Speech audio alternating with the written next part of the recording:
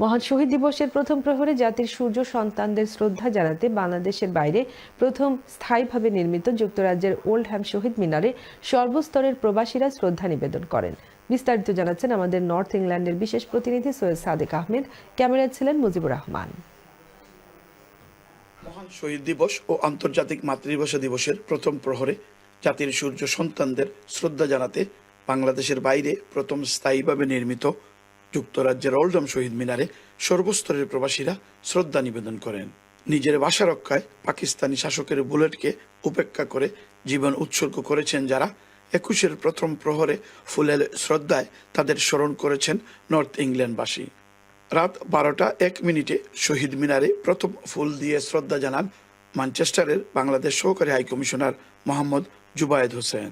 Oldham কাউন্সিলের পক্ষ থেকে শ্রদ্ধা জানান deputy leader councillor Abdul Jabbar. পরবর্তীতে প্রধান রাজনৈতিক দল ও তাদের অঙ্গ সংগঠন এবং বিভিন্ন সামাজিক ও সাংস্কৃতিক সংগঠনের পক্ষ থেকে শ্রদ্ধা জানানো হয়। বাংলা ভাষাকে সর্বত্র ছড়িয়ে দিতে সবার প্রতি আহ্বান জানিয়েছেন সহকারী হাইকমিশনার জুবায়েদ হোসেন। 21-এর প্রথম প্রহরে ওল্ডহ্যামের বিদেশস্থ প্রথম শহীদ মিনার, সেই শহীদ মিনারে আমরা পুষ্পস্তবক অর্পণ করে আমরা শহীদদের প্রতি আমাদের শ্রদ্ধাঞ্জলি জানিয়েছি। Deputy leader councillor Abdul Jabbar তার অনুভূতিতে জানান, I would like to say on behalf of Oldham Council that I'm here to pay my respect to the language movement martyrs and everyone who was involved in the independence movement.